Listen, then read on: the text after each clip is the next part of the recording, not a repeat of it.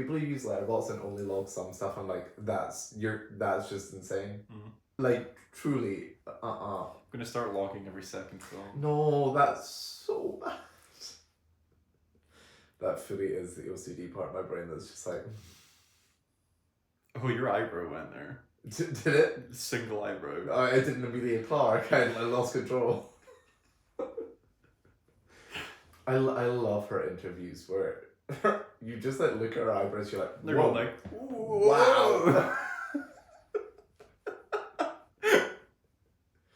That's what Game of Thrones was missing, if I'm being honest, was just more eyebrows. Yeah. Welcome back to Plot to Go, episode number 13. This week, we're talking about the Electric State, baby. The Russo Brothers' next foray into film. Their magnum opus. Nobody would say that, actually. I'm sorry. If you say that, maybe want to get a little checked out up here. And Novocaine, baby. The Jack Quaid rom-com thriller action movie. I've just seen what you've rated it. Yeah. Suppose we'll get to that. Yeah, we'll get to that. I'm going to touch upon some news that's been happening over like the last month, like just filmy news. Get some opinions on some stuff. Okay. Ooh, surprise. Yes. Normally I surprise you with questions. I mean, I also surprise me with questions, but I like being the one to get to ask them. Gives you power, does it? I don't like people having power. Alright, you fucking get soups. it. Destroy them. Not Soups the TikToker. I didn't even Soups, think come on the pod. Yeah. We'll fly you out to Scotland. I'm sorry. Will we? On the do we have the funds for that? We do. We have a... You don't know about the Plot to Go bank account? No. That's why the set looks so great. If you would like to donate... Never mind. Shall we just dive right in, Owen? I've literally just finished this movie. Yeah, and so I watched it 2 nights ago, and one of the things that you said after you finished it was, I can't remember like half of what I just watched, and I was in the same boat where I saw you yesterday and I knew we were going to speak about this. Because you'd mentioned, you were like, oh, we just thought like tomorrow or whatever. And in my brain, I was like, yeah, sure. And then my brain, I was like, the film has not stuck with me at all. Mm-hmm. Which is normally not how you want things to happen. No. Like when we were recording stuff, the day after, it's nice because normally it's quite fresh. You get like raw opinions as opposed to like things that have just been either diluted with time or like skewed by other people. Yeah, it's nice. Anyway, The Electric State is a Netflix film. Did this get any cinema release? Nope. Interesting. Very interesting. Yeah, I mean, one thing I will say is like it's not necessarily a good film, but like I do think it would look nicer like on a cinema screen than like sitting at home like watching it on a TV. Like I do think it is worthy of a large screen, regardless of like plot. Yeah, sure. Would you not say that about most films though? Like most films are deserving of a big screen. I don't know. It's like I think sometimes if there's a lot going on in a frame, that justifies having a large screen more. Because this film does have a lot of. It's not necessarily like calculated stuff going on in a frame, but like, I mean, there's a lot of robots. It's literally quite a lot going on. With like a big fight scene, for example, like you kind of, that's served better with a large screen. Sure. Anyway, this summary for this is very small. I mean, first of all, it says "Rage with the Machines." That's the terrible one. Yeah, that's not a good tagline. An orphaned teen hits the road with a mysterious robot to find her long-lost brother, teaming up with a smuggler and his wisecracking sidekick. Okay, so this film, I think I will just run through the like early spoilery bits of the film because like like the stuff at the start of the film, where the characters are at the start of the film and 10 minutes in the film are like completely different. And so I probably will just run into like the first 10 minutes. So you have Millie Bobby Brown. Millie Bobby. Yep. Millie. You got this. I believe in you. Also, by the way, like, I know you were just saying like, oh, I'm gonna run through spoil the first 10 minutes. We're not gonna spoil the movie. No. However, there's literally nothing to spoil. This is just garbage. Spoilers for how I feel, I guess.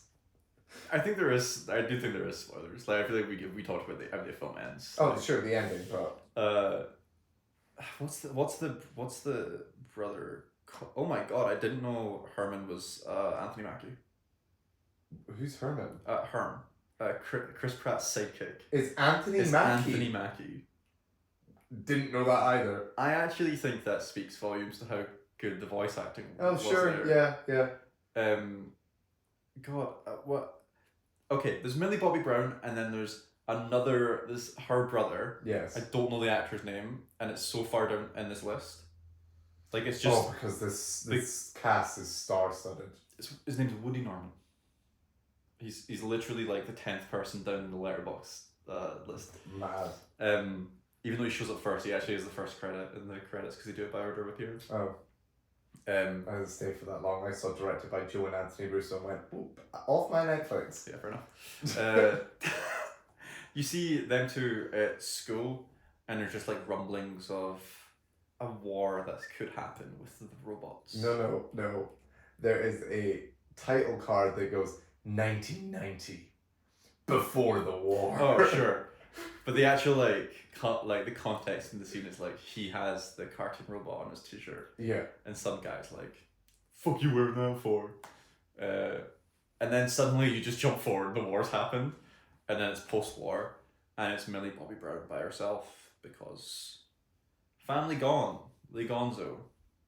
Because the family weren't killed in the war. A deer went onto the road. Does that bother you? It was just why? I kind of like that. Okay. I liked her. She was really quippy with it too. Like the headmistress says something to her, and she just like fucking quips back. Turn the page. Sorry. Yeah, you jump forward. I don't love time jumps. The font is really weird. They like 1990, 1994, like the color scheme of the font's really funky. Anyway, this robot shows up, and it turns out that the robot is her brother, her dead brother, and then they go on an adventure to find her real brother, his real physical body, and they run into Chris Pratt, who's a smuggler, who they have obviously tried to make Han Solo. Yeah. And what we now know is Anthony Mackie. Yeah. His robot sidekick, who's Herm. And I quite liked Herm. Yeah, sure. Yeah. Fine part in a bad movie. I didn't think it was just bad. I thought it was like fine. Okay. It was just like it's like a solid like 2.5, which is still bad. But it's not like to me. It's not like a 1. Okay. Do you have it as like a 1? Yeah. Do you want me to dive into my thoughts? Oh sure. I hated this. Like, with categorically hated it. For me, it was very like popcorn. Switch your brain off. Like it's just exists.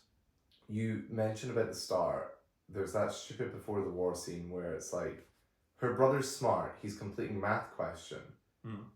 You're so smart, brother. Now we're going to skip forward 4 years in time. How are we going to do that? We're going to dump so much exposition on you. It's actually insane. The way this entire thing is edited, yeah. Why the war happens, how the war functioned. You see a clip of Chris Pratt fighting the war. Like, it's just a bombardment of like... I've not watched trailers for this film. I was hoping that Chris Pratt was a cameo in that scene. I was hoping like he wasn't a main character in the film. So you didn't know it was him. Right, that's funny. Because I was like, and then I saw him as a cameo and I was like, haha, Chris Pratt really is in everything. And then suddenly like he is, character. Yeah. It's just the biggest dump And then you journey back with like Millie Bobby Brown in the present day, and it's just edited awfully. Like, one minute she's in her house talking to her foster dad, but it seems like she's been established in that home for a little while. Then she goes to school, and we know it's a relatively new school for her, but she won't put on this like VR headset because, sorry, also the war ended because Stanley Tucci created robots that could be controlled by humans. Drones. And they defeated the robots. The war was a robot uprising because robots essentially became like slaves. Like, they became working class in this world. And Stanley Tucci and these drones saved the day, and he came up with this technology that would allow people to basically sever themselves, and they would like be able to work as the drone and then play in this virtual world. I didn't even think about the fact that it was just like Severance all over again. Literally, when it went, you can split yourself in two, this was part of the exposition dump, I was like, oh, okay, Severance. And the fact that I'm comparing these two, I feel even criminal saying Severance in the same sentence as the Electric State. So, yeah, she goes to school, and they all have these VR headsets on, and the girl beside her's like, what are you doing? She's like reading a book. She's like, I don't do that. And then immediately she's in the head teacher's office, and they're like, you do know it's mandatory. But she's been with the foster dad for like a while, it feels like. So why is the school only picking up on it now? And then we edit back to like... She could have moved schools, to be fair. But they say that. But then she said they moved schools because she moves foster homes so much. But it felt like she was established in this home. Like, just like look, like just stupid bits like that. I was like, don't know. The first bit, the editing was just so choppy and paced so poorly. I actually knew you were going to complain about the editing because one of the first scenes is tragic. It's when he's doing the maths question. Yeah. We don't sit on a single shot for like more than a second. Yeah, no, it's just like rapid. Yeah, we cut. I genuinely think it was like eight shots in like 30 seconds. Yeah, I also, like 15 minutes into the movie, you have been given just too much information. And you're going at a pace that's like, do I get to sit with any of this? I think there is one scene in the movie that's okay. And it's the scene where it all slows down. Millie Bobby Brown gets a moment to be like emotional, and that's it. When's this? It's like in the middle. She's sitting with the robot, and the robot shows her a cartoon, and it like flashback to like when her and her brother watched cartoon, and she's like emotional about it, and all the robots like come together. Cool scene. I literally think everything else was garbage, and I feel okay saying this because I feel like the rhetoric around this movie has been about the cost of it. Are you aware of? 350 million or something? 320 million. Right. It is one of the most expensive movies ever to be made. And it's slop. It's slop to put on Netflix. It's abysmal. Like, the talent that you've hired in this, I don't think a single actor delivers a good performance in this. I think... Oh, this is Stanley Tucci's like worst performance, I think. I think this is... Oh... Because I'm getting into actors that actually I feel like have delivered bad performances. This is... The script isn't doing them any favours, and I feel bad saying this, but like, Millie Bobby Brown is not convincing. Her American accent is shaky in this as well. Was her American accent ever that good? I don't know. I feel like in Stranger Things they get away with it because it's a living and that character. So it's like stunted voice anyway. Yeah. But in this I was like, oof. Chris Pratt's bad. Granted, his character is just doing this like Han Solo cosplay, and it's Marvel humor. When people say Marvel humor, it is that version of bad Marvel humor that's just awful. Nobody, there's no character. I'm like, oh, that's good. The voice acting is kind of shaky on a lot of the robots. And the plot, once you get past that first 15 minutes where it's like semi-interesting, this war that's broken out between robots and humans because robots have felt subservient and they actually feel like they deserve their own life. Interesting premise. Instead, what you're given is a 2-hour movie about Millie Bobby Brown journeying across a barren wasteland that doesn't look good to go find your brother. Like, that's it. It's very straightforward, yeah. There's no additional depth to it. You know Stanley Tucci's fucking evil immediately. That's not a big reveal. You know the brother's alive because that's the whole premise of the movie. Mm-hmm. What is there to latch on to? And also, like, for it being as expensive as it is, why are we sitting in a mall for like 50 minutes of the movie? And it's... I will say, in defense of its outrageous budget, the CGI does look good. Yes, totally. And especially good for a Netflix film. I feel like you can't say that when the budget's as high as that, though. Do you know what I mean? Like, it should look good for 320. It doesn't matter what studio It should, but it doesn't mean it will. Yeah. Because when I was watching it, and I was like, why are we getting CGI like this in this film? But when we watched Captain America 4, we had like what we got. What's the budget of Avatar though? High. I think it's still higher. The last one. Either or. I'm just curious because, like, given that this is one of the most expensive films ever made, I don't know if it's $460 million US. Okay. This is more expensive than Infinity War, which is nuts. Yeah. Like, that also caliber of actors and the way that CG looks in that movie, it's crazy. Captain America Brave New World had a weird budget though, remember? Because all the reshoots. That's just what it's earned. On a reported $180 million budget. Weird. There was like rumblings it was over 400 million because they spent so much on marketing and reshoots and stuff, but... I was going to check out another film. I was going to check out Pirates of the Caribbean 5 because that had a very high budget. Oh, yeah, no, that is the most expensive movie ever made, no? Still. I think so. I didn't type in budget. I just typed in... just looked up Pirates of the Caribbean 5. I don't know, it says that was a production budget of $230 to $320 million. Oh. It might have just been then that it was the most expensive. Odd, yeah, okay. Because we've had like massive blockbusters after that. I don't know, but I do agree that the CGI does look good in this.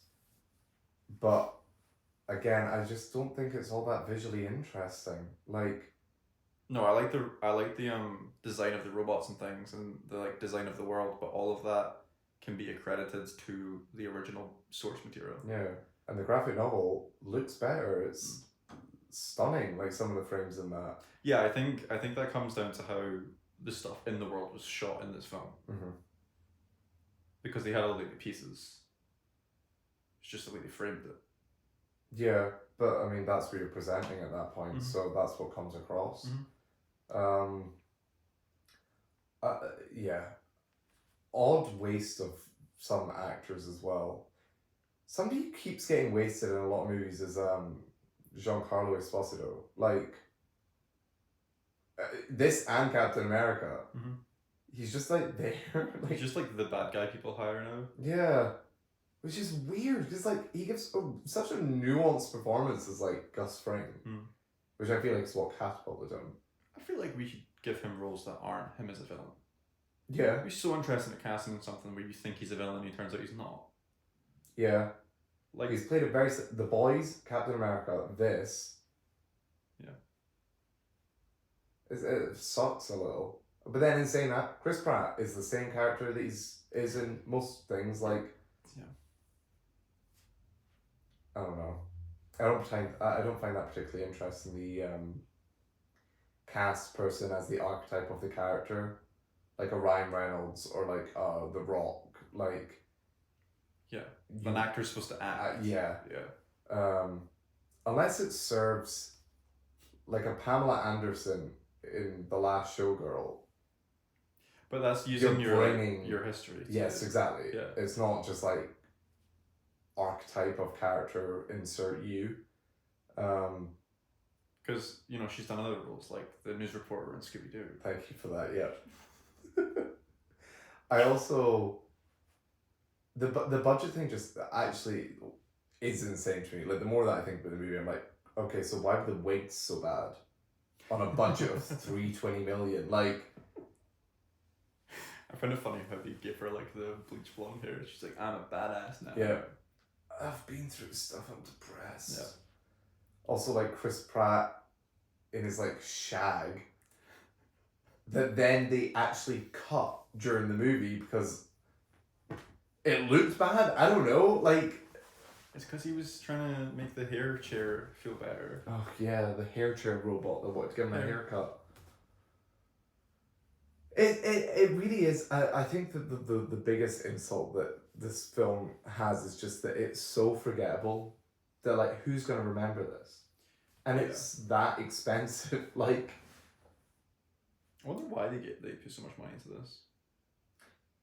I imagine the Russo brothers are expensive directors to hire now because they think that they're going to get a hit with them, considering they had such big hits. But with their last the Marvel movies. film that they did that wasn't a Marvel one. The Grey Man. It was for Netflix. Was that The Grey Man, was it? Yeah.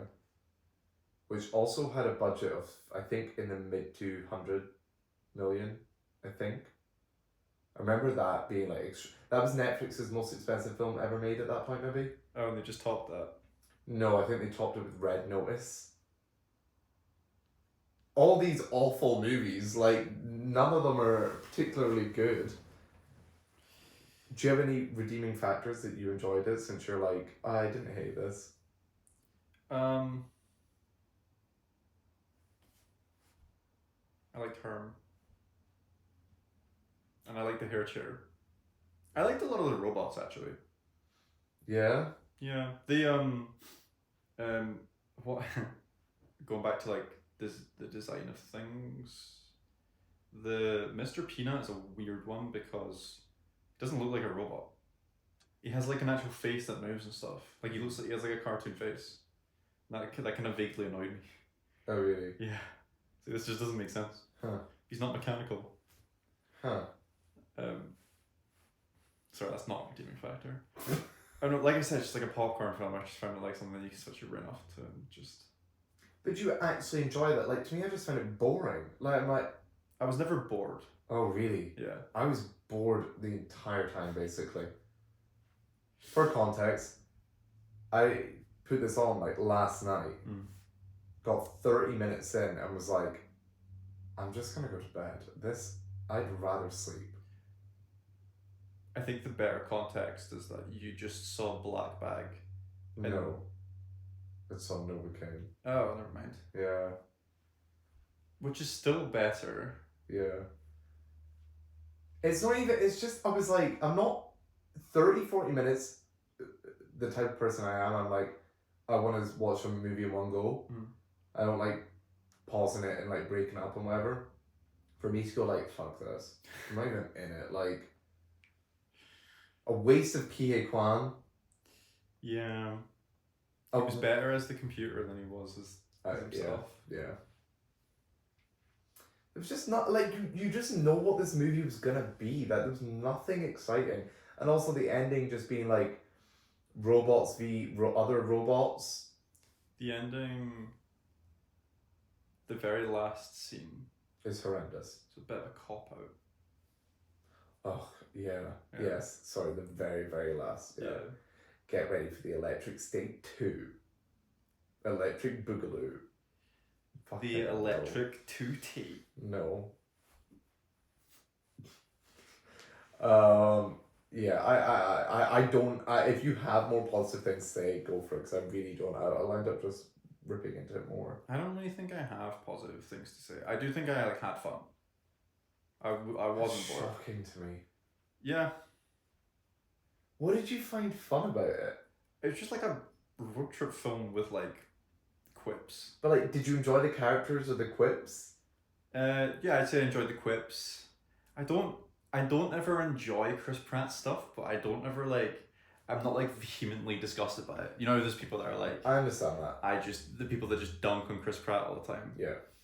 I don't feel that, but I understand the sentiment of like, why is Chris Pratt in everything all of the time?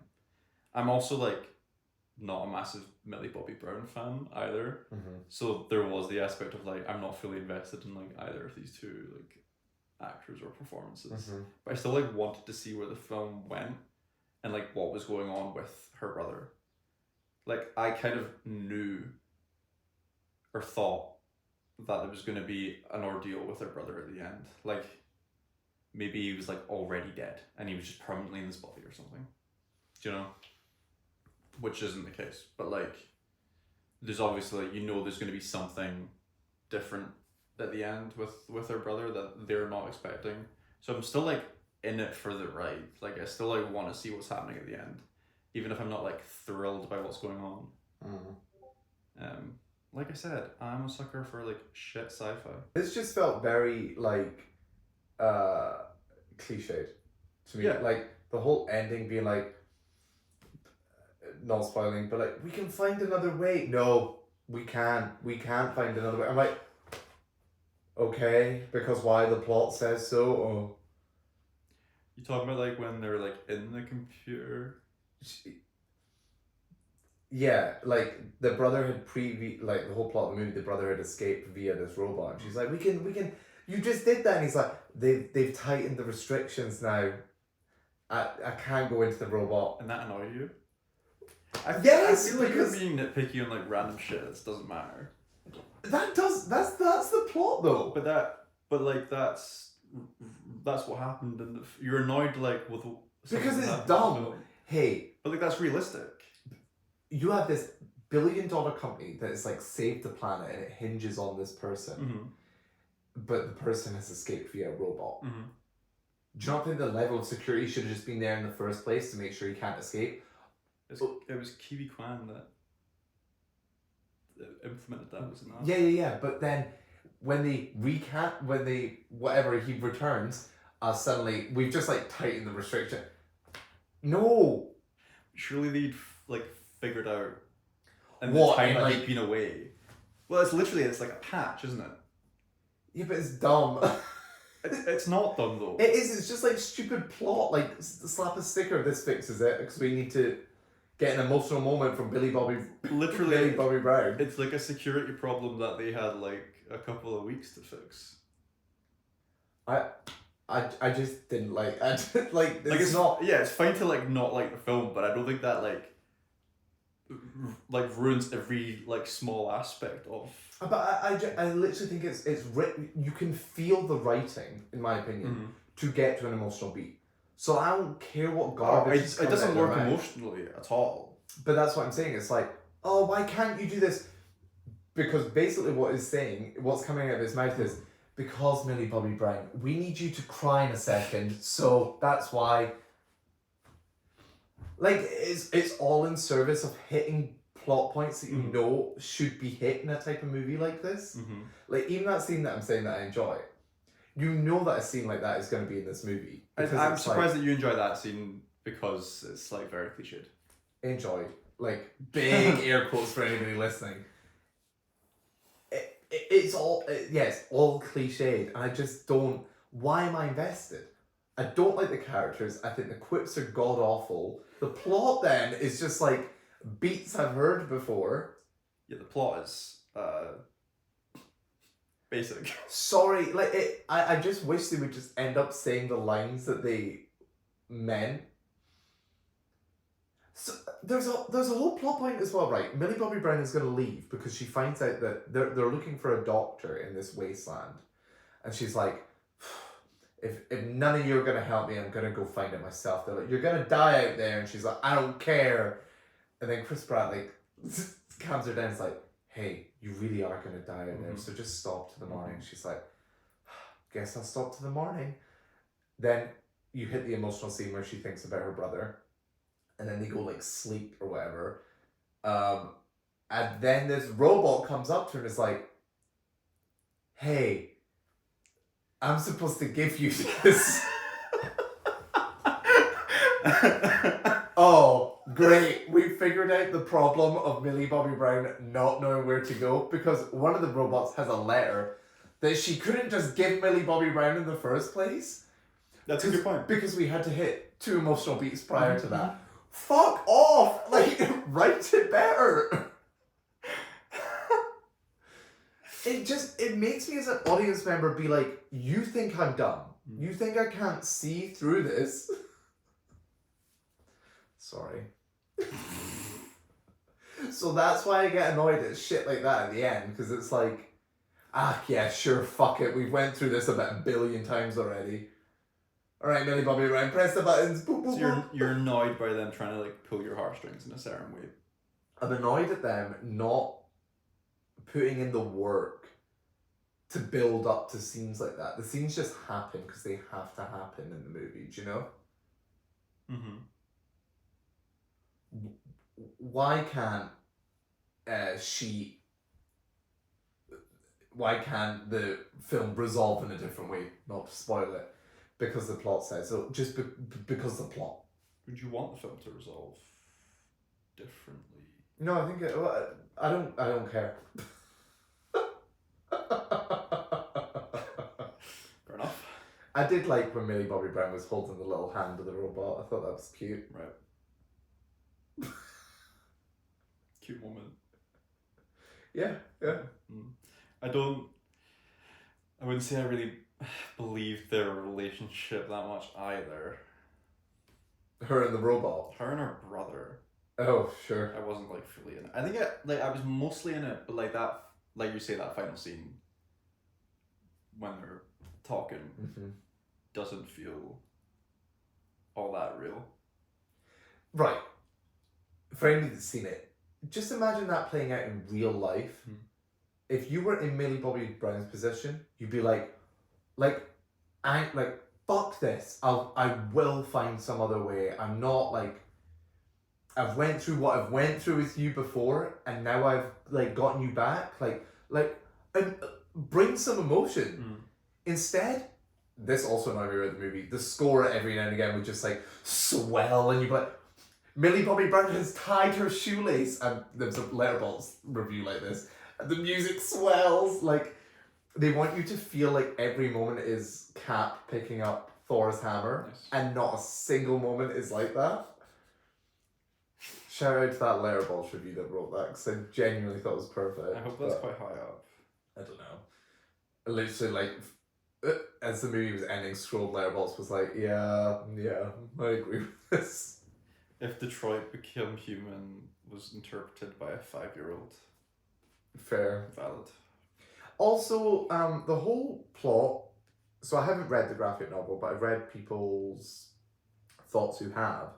The plot of that graphic novel being like consumerism and how that's like destroyed the world and all this, blah, blah, blah. And this movie's just like filled with product placement and like, kind of like undoes what it's trying to say.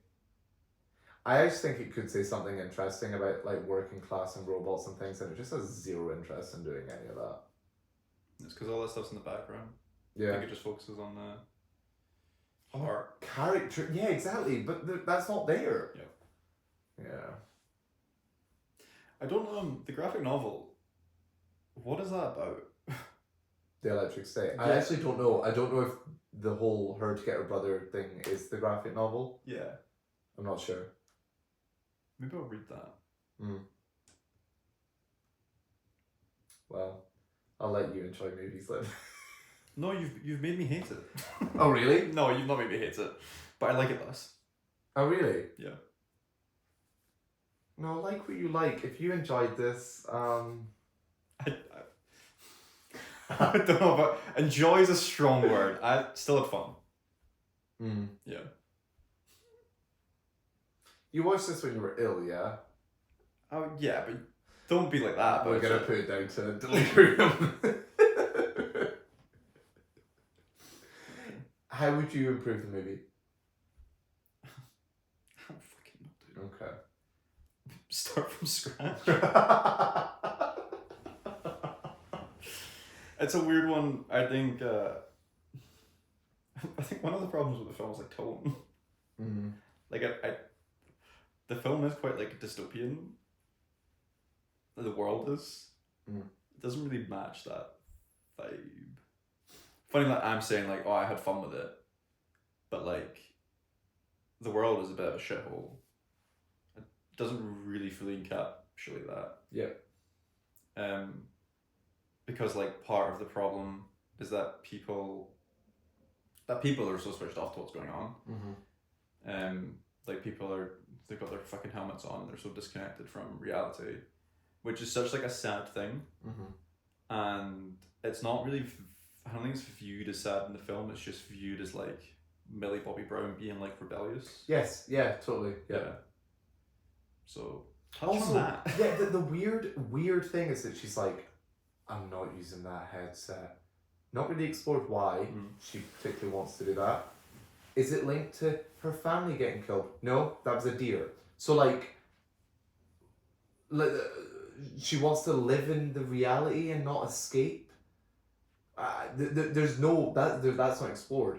But then the end of the film, when she like has to talk to her brother, that requires her putting on a headset, and they do this shot of like Ki Kwan's there as a robot, like, oh, you're gonna have to talk to him with that, and it pans over to the helmet, and it's meant to be this big, Millie Bobby Brown's gonna have to put on a helmet. Big. I don't think she actually has a moment where she's like, I don't want to use this thing. But it's shot, like, they pan over to it like, oh my god. Nothing.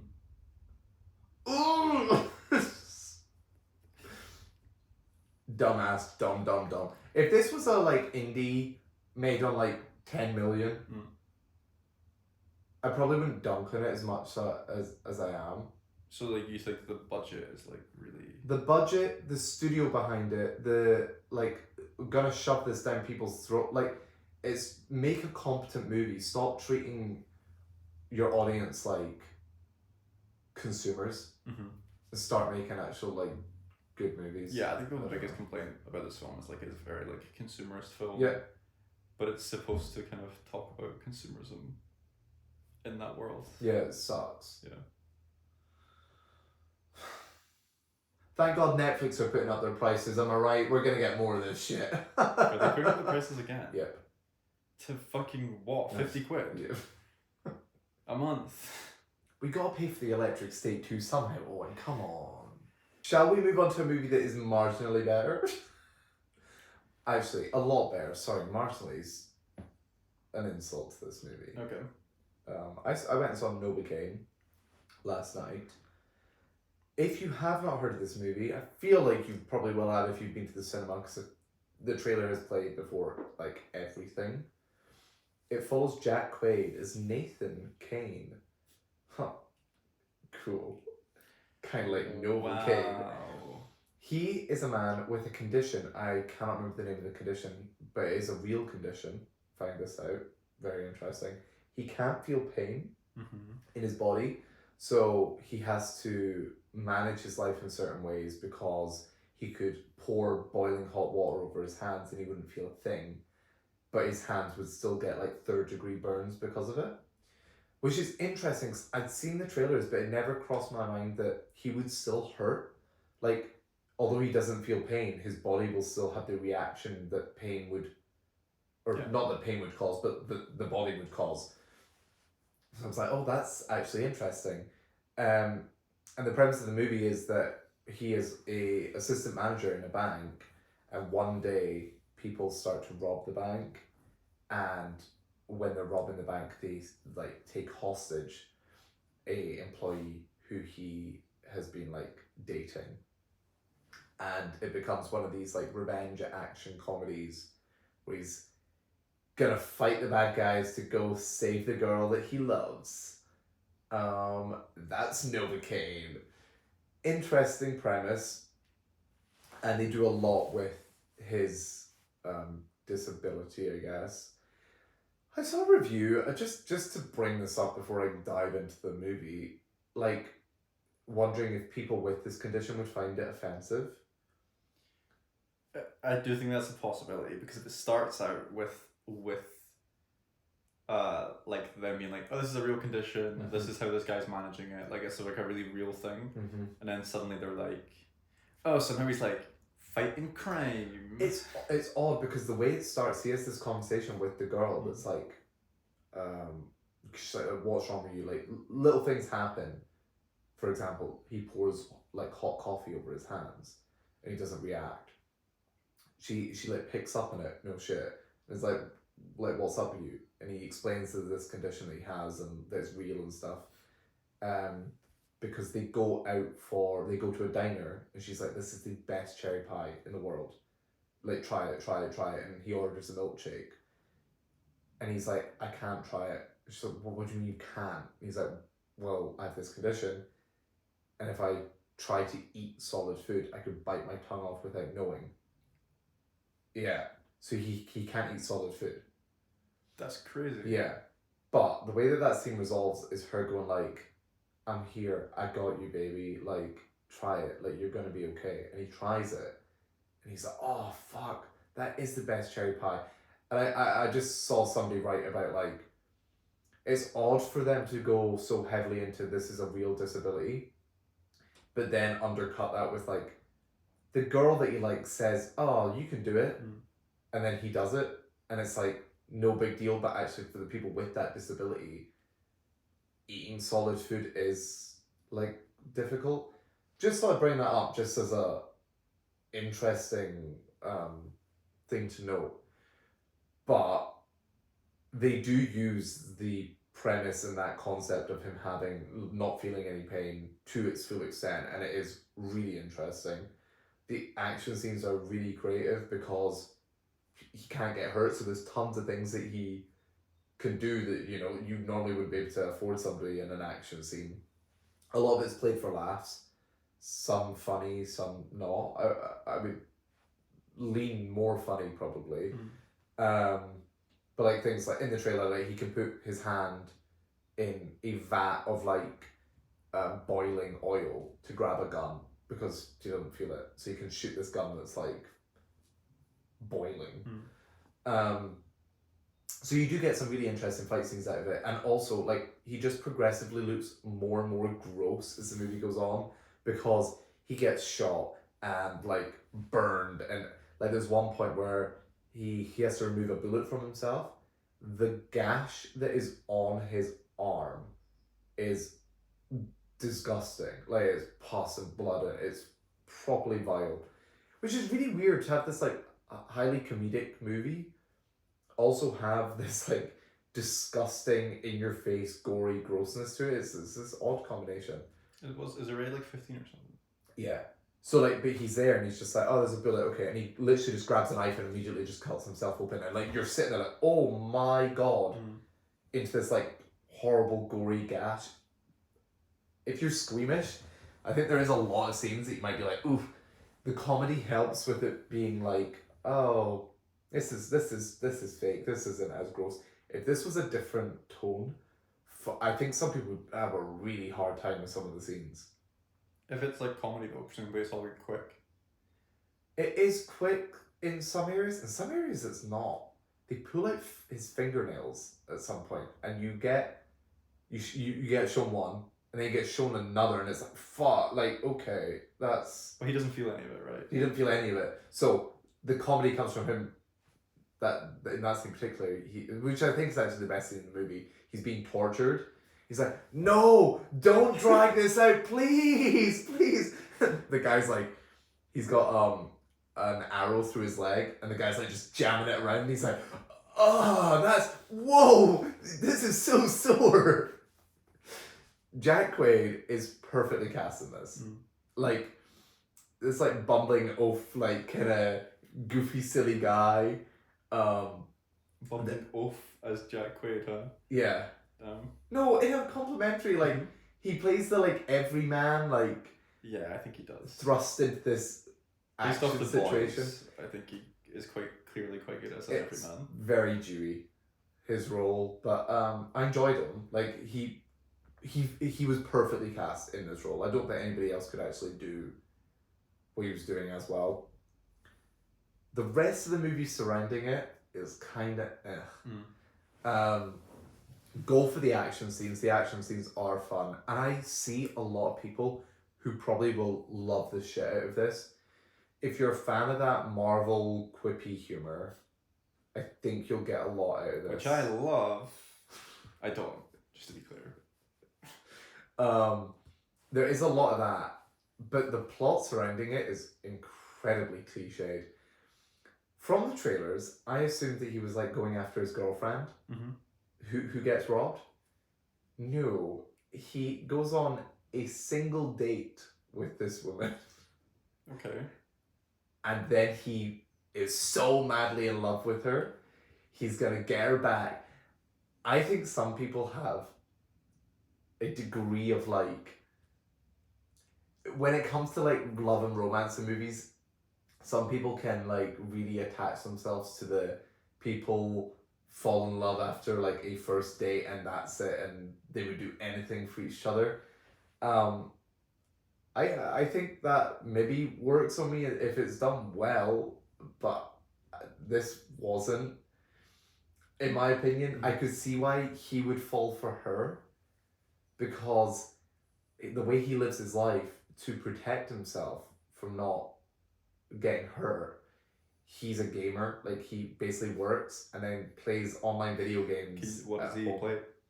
It's like some sort of League of Legends ripoff. Okay. It's definitely like not League the of font Legends. of Dark Souls. I don't know. Right. But like his life is working in this bank and then just going home and playing video games. So then this girl expresses interest in him and she's like bringing out his adventure side because she's making him eat pie and like go out to a bar when normally he'd be staying playing video games. It is crazy that he goes from nothing to eating pie to fighting people. Yes. That's insane. Yeah. Because the cops turn up for, this robbery. They all get shot. And then he steals a cop car. Because he's just like, fuck. I just love her. Like, and he's on the phone at one point, like, detectives think he's part of the crime. Because he opens the vault. So they think, well, the robbers came in, the assistant manager opened it and then stole a cop car. He's clearly part of the thing. And he picks up the phone and he's like, oh, no, I'm not implicated. I just love her. Like, I've heard that it was like 75% of hostages get killed within the first 3 hours. I'm not going to leave that up to you. Do you not have somebody in your life that you love really deeply? And the cop's like, my daughter. And he's like, yeah, imagine your daughter was kidnapped. Would you leave it up to the cops? He's talking to a cop, by the way. Fuck. Just let him go. We'll get him. I'm like, what? So the film's just a bit ridiculous. The film, yeah, it's cliched. There was a great review on Letterboxd. It was like, somebody was saying, oh, I really want to be like, oh, it was charming and Jack Quaid was fun, but I didn't really love parts of it, blah, blah, blah. But I had a friend message me that like encapsulates it perfectly. Was this a good movie? No. Did I enjoy every scene? Yeah. Like, it was fun to watch. As a whole, it's like very cliched. You could predict the plot points. There's one twist. Sorry, I know you don't like when people say that. It's fine. I actually don't care for those films. Okay. Sorry for people that don't like to know about twists. There is a twist in the middle. It results in nothing. The film still ends up where you'd expect it to end up. I don't know. It's fine. It's one of those. There's a lot of fine movies coming out, and I think it's now like starting to grate on me a little because I'm like, I'm going to the cinema to see something just fine. I don't. That annoys me more. But I think a lot of people will like this. Yes, yeah. That's probably because of how often we go. Yeah, probably.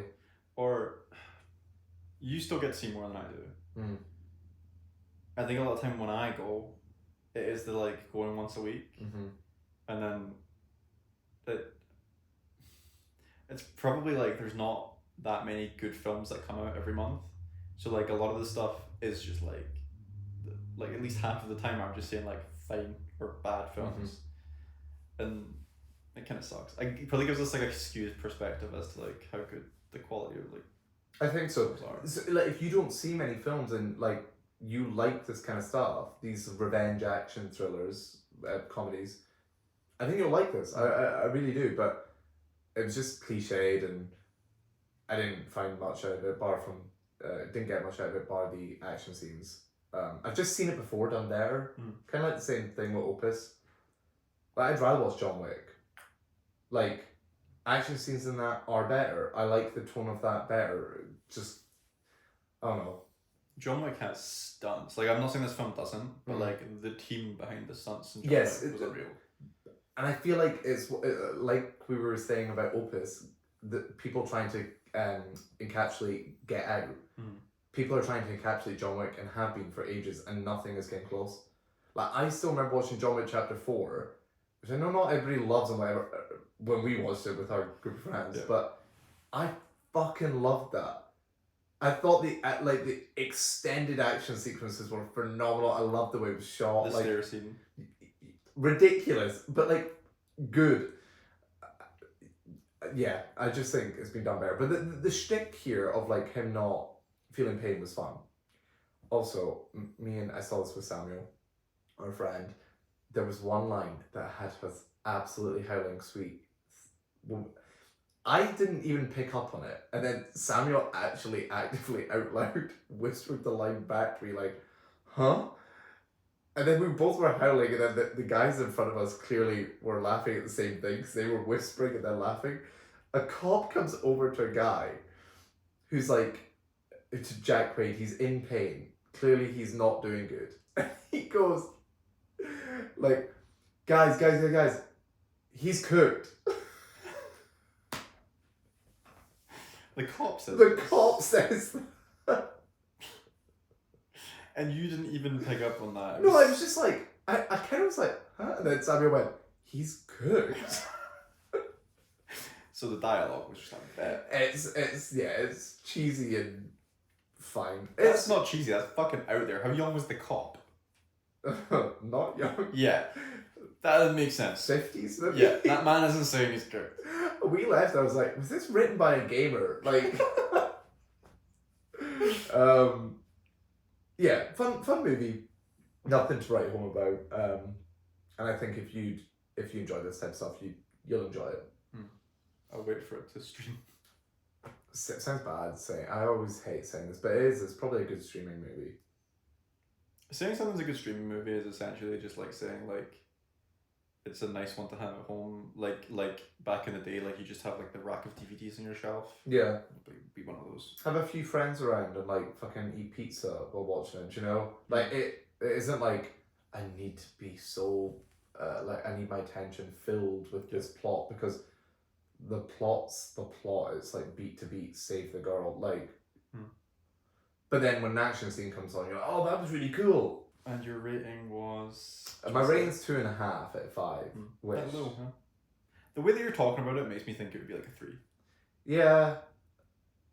Yeah, maybe. I just A pop more for the Chapel Row Neil drop, just crazy. Okay, you're reading like my review. I will say there is one point. So he's gaming and he's like to his friend, "Yo, I'm gonna go on this date." Like his friend encourages him to go out because he normally says I'm gonna go, and then it cuts to like a scene. What would you call it? A place setting scene of like they're going to the bar. Like this is the location it's gonna be. Oh, like outside the bar. Yeah, and then in the background, I swear to God, like the first note of Chapel Roan's Casual starts playing, and I go like, whoa! Like I pop for it. The song goes on more. Chapel Roan starts singing, and then Samuel's like, oh! I knew the first note. Then I was like, this is a really interesting song to play. He's just meeting this girl for the first time in a bar. They were looking at art. And the lyrics are there in the Bible. Knee deep in the passengers. There's another review that mentioned the song. Oh, really? The prophecy foretold of this day, brackets, Chapel Roan's Casual, used in a movie about a straight couple. Oh. Brackets. I'm about to reveal. Drum roll, please. Dum dum dum da dum dum da dum dum dum dum dum da dum. Cool. When going to the cinema, what is the experience you're going in for? The experience of seeing a film on the big screen, the atmosphere of audience reaction, Do you even like there being an audience? Do you prefer smaller, more intimate screenings or larger, busier ones? Or does it depend on the film? What's an example of a top tier cinema experience you've had and an absolutely terrible one? Ooh. Top tier was well, everyone's going to say Endgame. When we saw Deadpool Wolverine, packed cinema. Oh my gosh. Have we brought this up? We have brought this before? up. I don't know if it was an answer to another question. But like, yeah, we had a really packed large cinema for that in Madrid, and it was just like a really cool vibe. I think I like much prefer a big cinema filled with people, and I do think when you're going to the cinema, one of the interests, like, there's something really nice about being in there with like other people and experiencing something. And part and parcel of that is like having shit that can vaguely annoy you as well. Like people munching or like whispering or like going on their phone and things. But it's all part of the experience. Like I wouldn't fucking trade it for the world. Like I'd rather have that than have everything be streaming. Oh, absolutely. Yeah. But would you rather a packed cinema with noisy eaters and people on their phone or like an empty cinema? Nah, I'd rather the packed cinema. Interesting. Wait, is everyone on their phone? Every single person is on their phone. Yeah. Like if it's one or two people, like it's just like it is what it is. But I do think that etiquette here, at least from like, you know, listening to podcasts, and it's often like American people talking about their cinema going experience and stuff.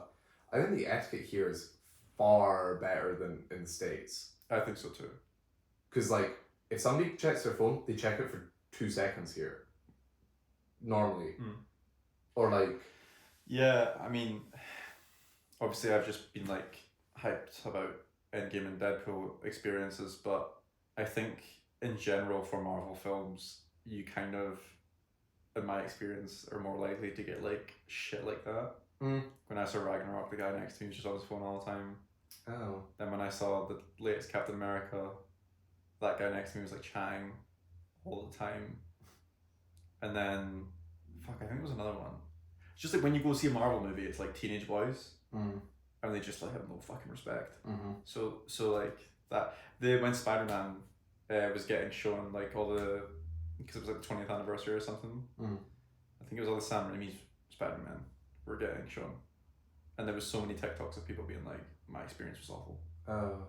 So I think when you go in for like Marvel movies, it's more likely that you're going to have a shitty experience, unless it's like opening night and then you have like real fans in the cinema with you, and like regardless of the fact that every seat's full, everyone's watching the movie. Yeah, I don't know. I honestly think it's dependent on the movie for me. I think were something to be blockbustery, I do like a packed cinema. And like comedies are good in packed cinemas. I like that as well. Sometimes, actually, I don't know if I'm about to agree with what I'm gonna say. Like with like indie movies or like smaller, quiet, slower paced ones, I do prefer like the more intimate experience of just being in a dark room with like by yourself or like a few others. But then I can point to instances where like I didn't think that. We had a cinema in Edinburgh which closed down, called the Film House, which is reopening soon. Soon, because they've been saying it for ages. It was a like fully independent cinema. It was lovely. And on a Tuesday, they would do £2 Tuesdays for students. And a very old cinema, so the seats were very close together. Like there was not room between rows, so like if you need the toilet, you're climbing over people. I'm not even exaggerating, you are climbing over people. But those Tuesdays, because it was so cheap, they would show a new release that was not like the big release necessarily. It was indie skewing, and you were in a completely packed cinema there with other students watching a movie who enjoyed film. Phenomenal experience, like every time. I think I saw Spencer there. Cool. Which I loved. Like it was so cool seeing that many people watching that. Conversely though, same screen I saw The Power of the Dog in, Yeah. and that was like during the day. Oh my god, that was that long ago. Yeah, it was a while back.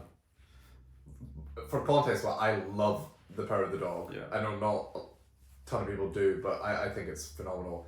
And watching that, I actually, it was the second time I watched it.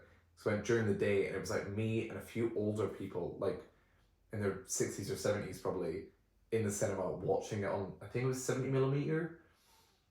And there was just something so nice about that, being in this like room, you just like lost yourself, like there was nobody around really. So I like a variety, to be honest. Yeah, now that you said that, we've had a lot of different experiences. Like, I think when I'm watching indie films, I don't want to be watching them in like Cineworld. Yeah. Like, I'd rather go to, what's that one called? The Cameo. Yeah, Cameo. It's one of the picture Picture cinema, yeah. Like, I'd much rather go there, or that would have been the film house. Like a much smaller, like more intimate screen. Mm-hmm. Like, also I went to an Everyman cinema and I watched It's a Wonderful Life. It's a Wonderful Life. I was going to say This Wonderful Life, and I was like, that's not what it is. And that was nice too. That was like kind of bougie, but like having less people in it, but like it's packed, and yes. you know, it's like kind of cute. There's an atmosphere to the building that you're in as well. Yeah. Seats matter a lot though. Oh yeah. When we saw Challengers in Madrid, mm-hmm. Do you remember what the seating was like? I do remember this, yeah. Like benches that you had to like slide into. Yeah, it was like if you sit at a bar, or yeah, if you go to a bar, do you know those like little like circular bar tables that you have, and there was like little couch. They were bar seats. I don't know how to describe. We had like little tables, like bar tables that were like in between us. Yeah, it was weird. Then we had to put our arms on because you couldn't. It was surprisingly more comfortable than I thought it was going to be. Yes, but like not the nicest thing in the world. Like, I'd rather have a better seat than that.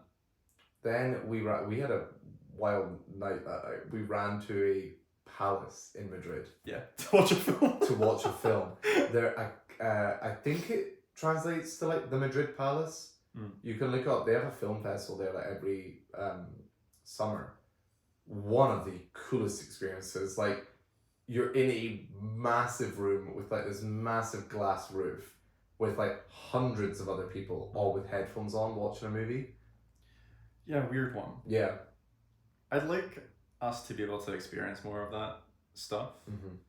Like, why can't the Scottish government just like fund us to like make videos where we go to like different cinemas in Scotland and just like promote them? There is a really cool one in Scotland that I've never been to called the Hippodrome. Okay. That's like circular. I don't know where it is. I don't have as much information on this as I would like. Yeah. But it's apparently very cool. There's a massive one on one of the islands. Oh really? That I sent you, I think, yeah. Oh, And yeah, I just think it'd be cool to go like fucking explore all these cinemas. If we're talking about best and worst experiences, I'm very lucky to have had like incredibly cool experiences. Venice. Yeah, I went to the Venice Film Festival twice, and I've gotten into like really fucking cool rooms. I saw Damien Chazelle give like an intro to William Friedkin's last movie he made before he died. And I got to see him give a speech about him and like what he meant to his career and stuff, and then watch that movie with people. I got to watch a movie with Wes Anderson in the room. If I'm thinking about the coolest experiences, there is a cinema in Venice where like the premieres happen. It's I think, what's the name of that cinema? The Grand. It's something Grand. It's just called Grand. I can't believe you'd forget. Shame on you. Villa Grand. I just don't want to get the Italian wrong. Sure. No, that does sound really cool. Like that cinema is the best screen I've been in because it's a building built it's built to house premieres, and the screen's just phenomenal. The sound, like all those cinemas over there are like. Is it massive then? Because if you're gonna fit in as many people as possible at the festival. So they have multiple screens. The main one is actually smaller. Oh my god, the most comfortable seats you will ever sit in.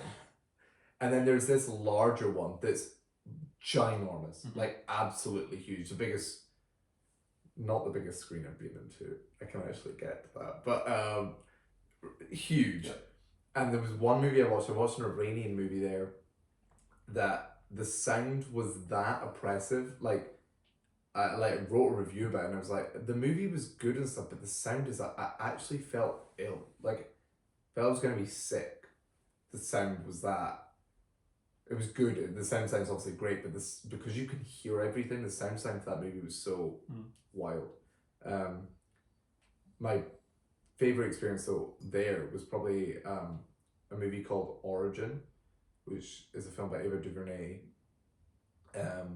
It's this. I highly recommend everybody seek it out. It didn't get the love that I think it deserves, but it's this blend of fiction and non-fiction.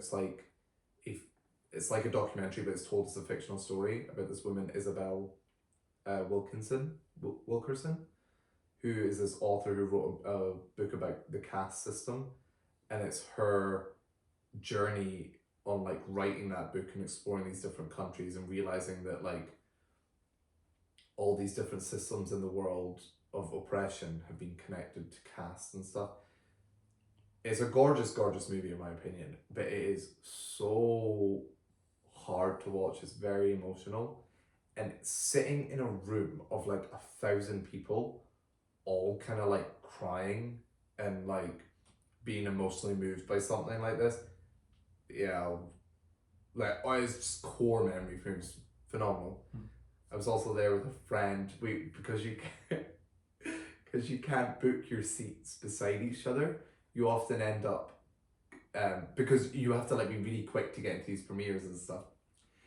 You often end up split apart. So I was on this like ground floor section, and she was up on this like upper section. This movie goes silent for a bit, and I could hear from the top. This film. Did she open just a juice? Orangina that she opened, and I was sitting there. Incredibly emotional film, silent moment. I fucking knew it was her. I just know. I knew it. We left, and I was like, yeah, good movie. By the way, there's something that happened in the middle of the movie. Did you hear somebody who like opened a juice at really the wrong moment? It's like, oh fuck, that was me. I was like, I fucking knew it. She didn't think it could travel as far as it did, but we were so far apart, and I could hear. Like I said, I think you guys give the same energy, because like when you're really in a film, I don't think you're aware of what's going on around you. So like. Oh, she does a thing where she actively leans forward. Right, okay. Yeah, this makes sense. What's the biggest screen you've been in then? So, when I lived in Paris for a bit. A month, not that long. There is a screen, I think it's called the Grand Rex. May have that wrong. It's the biggest screen in Europe. It is it's a theater that you sit in basically. I can't even tell. It's thousands of seats, and the screen like descends from the ceiling. It's that big that they have to like put it up and down. I watched Bullet Train there, because that's what was available. Epic. Bullet Train or Thor, Love and Thunder. That's really funny, because when I went to the film that I like needed to see when I was like in London, like getting to experience like the screens for the first time and stuff, I was like, oh, I'll go to Leicester Square. I'll go to like the IMAX screen there, because I'm pretty sure they do like premieres here or whatever. And it was like Thor, Love and Thunder. Oh no!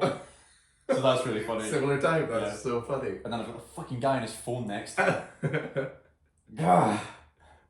I honestly, now that I'm like talking about this, I feel like I have so many. BFI IMAX in London, I got to see Blade Runner 2049. Yeah. Just to be clear, I saw Zone of Interest, which is very good there. But like, I'm a So cool. sucker for like sci-fi, so like for me seeing 2049 on that screen, I would have been always amazing. Unreal.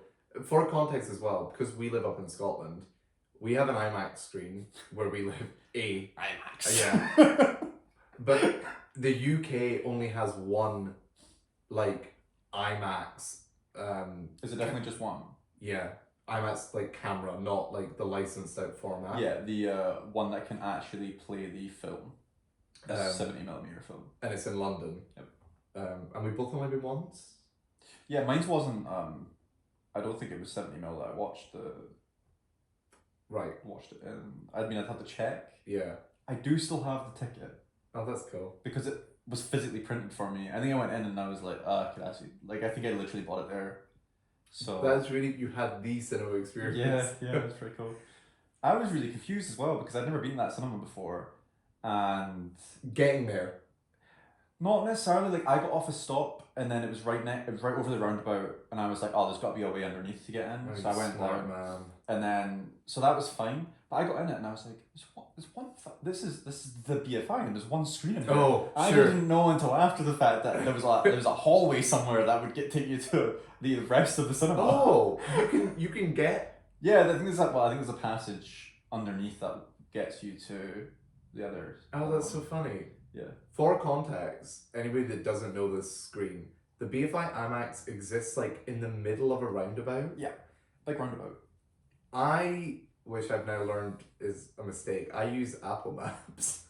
Stop doing that. I know. Dude.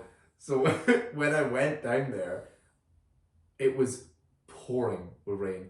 Very much the end of Blade Runner. Like, chucking it down.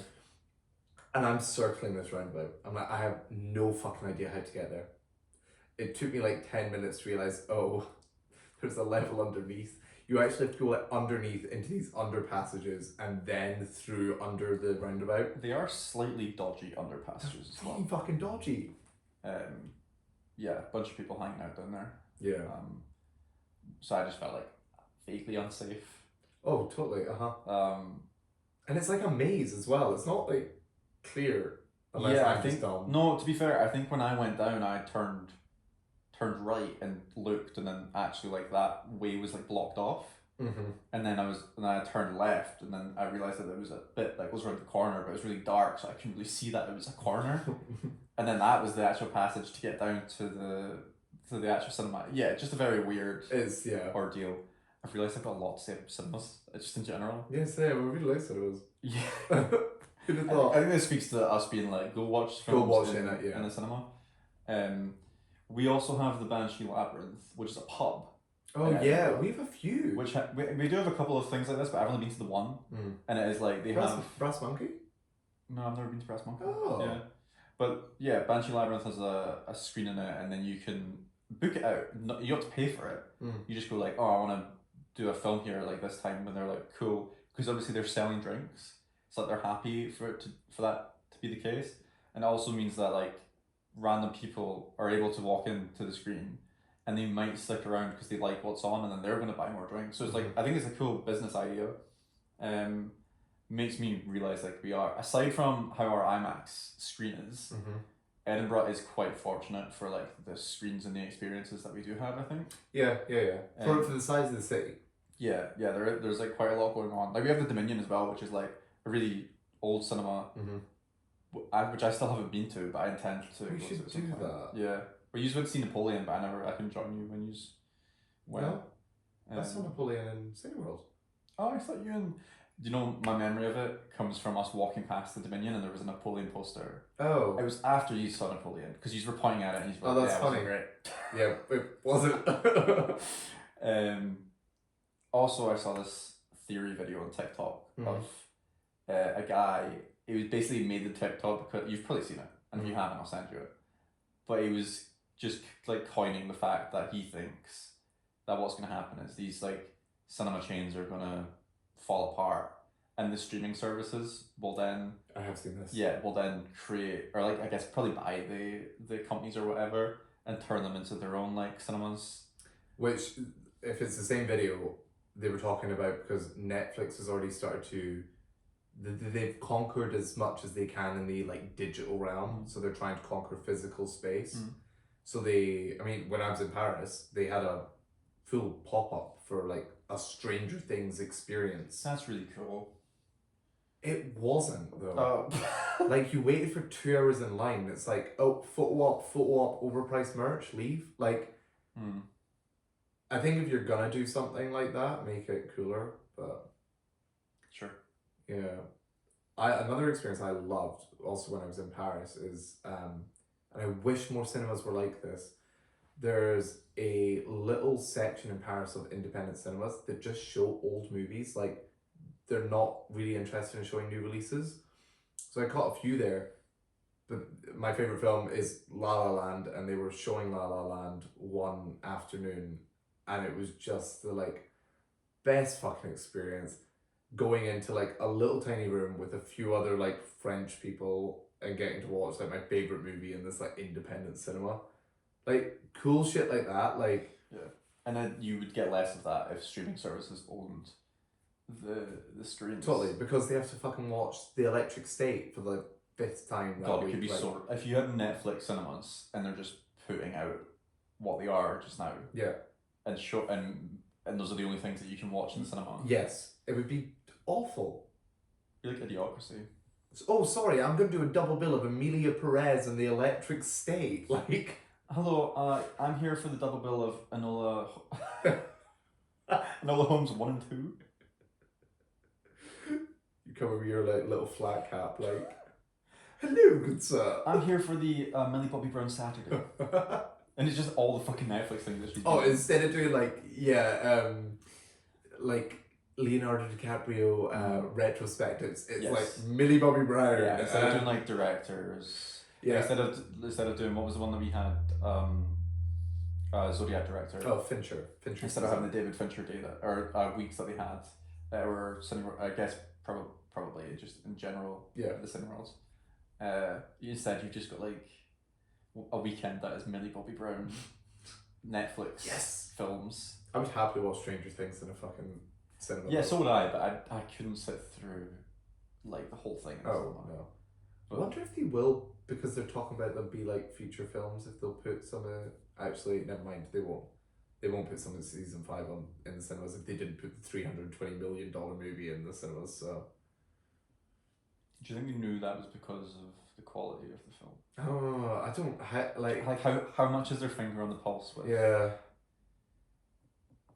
Anyway, that was a long discussion about. Do you have any bad experience? We didn't talk about anything bad at all, really. It's normally just like I think I have the same thing my dad has, where like people like eating annoys me a little bit, but like I'm kind of over like that. misophonia.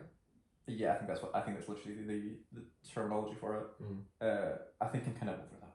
I think I just had like I got over it. Yeah, I think I just have words with myself and then I'm okay. But I mean, there are some fucking outrageous people with eating and drinking and stuff in the cinema. Less annoyed by munching and more annoyed by like people just ramming their hand into the packet and just like making all the noise. If you have like, I have popcorn relatively regularly at the cinema. I'll get the Tesco or the Sainsbury's one. The packet's shit. It's like this, like not tin foil, but like the foil. It's like a foily packet, which is really weak and like the noise is really loud. But when you open it, it has a shape that pretty much stays because if all the weight of the popcorn's at the bottom, like you can just keep a cylinder and just reaching out there. Yeah. You don't need to be making noise all of the time when you're reaching for food. Just somebody taught me at uni, those bags, like if you get a bag of crisps, you can make bowls out of them. Yeah, just like so like just shit like that. Just like people making bits of noise. And I did have a bad experience that's just popped into my head. Parasite. Oh, I just thought another one. So when I first tried to see Parasite, I was so excited. There was a Q&A with Bong Joon-ho, to myself and some random guy who I was sitting beside at uni, because he was like, "Oh, I'll come see that with you." I was like, "Cool." Sitting there, the bloody screen breaks an hour into the movie. Actually, never mind. I was with him the second time I saw it. The first time I was by myself. The screen broke for an hour, and they were like, we're gonna try to solve this." Half an hour went by, nothing, and then they were like, "Yeah, if we do get the screen back online, we're gonna miss the Q&A now as well, or we'll just show the Q&A without you seeing the movie." So it was like, so I saw like the first hour of Parasite, and then had to wait to find out the ending of it. Yeah, it was really rough. Very good that didn't ruin your experience of the film. No, the first time was great. Just because like sometimes like being in an annoying situation can like you associate with it. Yeah. We just remembered that we almost a year ago now we went to see Luca. It was like the first time I ever seeing it. We went to the cinema, and again, fucking teenagers came in. They ran up the stairs. And this was like 50 minutes towards the end of the film. Someone came in after them, was like, "Get the fuck out, like, why are you in here?" Like some member of staff. They ran down the stairs and then hit the fire alarm button inside our screen. Mm-hmm. And then the lights came up really quickly and the screen shut off. And everyone on the screen was like, "For fuck's sake." And we walked out, and then that's when we realised that in this cinema, and it's probably because of the way that they're built, every screen has its own like fire like prevention system. So like, yeah, our stuff shut down, but we went out into the hall and nobody else walked out of the screen. It was like everyone else was like safe in the event of fire. It was just all our doors and everything that shut. It was really weird. Yeah, weird experience. Cool to like know that that's what happens though, I guess. Yeah, cool to know that they have the architecture in place to like presumably like contain the fire. Yeah. I also have another bad story. When I was in the States, I was visiting a friend and we went to see Civil War, Alex Garland's Civil War last year. It was at an AMC, like big AMC in Boston, and it was the IMAX screen. We walked in and sitting, my friend that I'm with, like, got their goods ready. I'm there with my, like, bag of sweets that I hadn't opened yet. And then, as the film's starting, some guy in the corner of the screen goes like, like, makes, like, a big, like, scream noise. Now, me being from the UK, immediately goes, "Fuck, something's happening to this screen." And then the movie proceeded, because I'm in an IMAX screen with like the sound, every like gunshot in that movie was so like loud and like sent like shivers through me. And I was just constantly aware that this guy was in the screen with us. And I was like, he's gonna do something. I was on edge the entire time. Didn't open my sweets. The entire time I thought something was gonna happen because I was in the States and some guy was. I told you I had a similar thing when I was in the States, but not because somebody had sent me off. It's just like I've heard about the stories in cinemas in the States, with like people just walking in with like guns and shit. So like my brain is like America, violent. Yeah. So like the whole time watching Killers of the Flower, I'm kind of bored and also just like I'm gonna get shot. Like just like sitting in like with like a underlying sense of anxiety. Yeah. I've been told stories about America. Like the amount of times that actually happens is probably minuscule. Yeah. But obviously, like the fact that it is capable of happening is stressful. Yeah. So. Well, that was fun. I feel like we don't need to get to news. I don't think so either. We talked enough. We'll get to news at some point, probably. I'm interested in how long we spoke on that question. I could probably maybe about 40 minutes, half an hour. That's crazy. Yeah. Whoops. Because we veered away from what we just started talking about cinemas. Yeah. God, I love a cinema. I love a cinema. Well, anyway, thanks so much for joining us. Felt like I said that in a completely different tone. Yeah, you kind of said that like we're done now. Well, leave. You're dismissed. Yeah, you're allowed to go. If you saw The Electric State and liked it just like Owen, please comment. Don't say I liked it. I'm not saying I liked it. If you did actually like it, I'm curious. Because then I feel like Owen will feel less alone. I've viewed it the graph. I don't feel alone. I'm glad I went. The graph is fucked. The graph's bad. Like, it's obviously there's nothing going on above, like, sorry, there's pretty much nothing going on above, like, 3 stars. But between, like, half a star and 3, it's like a solid block. Yeah, it's not. Which Yeah, I think people is interesting. are not agreeing. Yeah. Also, I should have said it when we reviewed it, but like, I didn't go into this hating it because it's the Russo brothers. I know, like, some people are so ready to shit on them. That's weird. I like all their Marvel stuff. The stuff outside it, not so much. But like, I'm not gonna go like, oh, because it's not Marvel, it's gonna be bad. I know that. But You're defending yourself. no, I'm just saying, like, it's a weird rhetoric that I've seen people have, like, it's a Russo brothers movie. Like, I didn't go in with that, like, expectation, I guess. Anyway, next week, if you couldn't tell, we're pre-taping this a little early. So next week we will get to the big releases. Snow White, of course, and I think we're going to talk about Flow. I think that's the other movie we're going to see. So we're going to see a good film. Maybe.